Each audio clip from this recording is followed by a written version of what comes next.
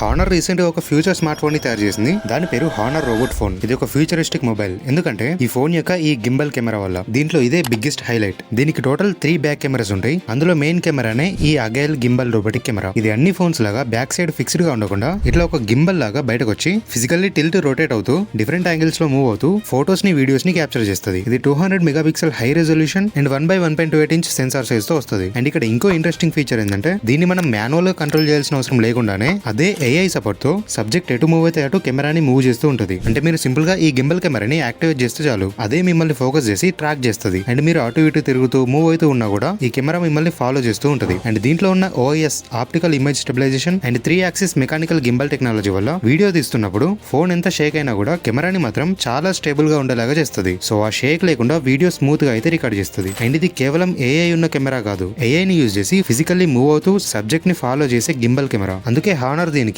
Robot phone అనే పేరు use చేసింది. అయితే ఇక్కడ ఇంకో ఇంపార్టెంట్ పాయింట్ ఏంటంటే ఈ ఫోన్ ప్రెసెంట్ ఇండియాలో అయితే అవైలబుల్ గా లేదు, ఓన్లీ చైనాలోనే అవైలబుల్ గా ఉంది. అండ్ మాక్సిమం ఇండియాకి రాకపోవచ్చు కూడా.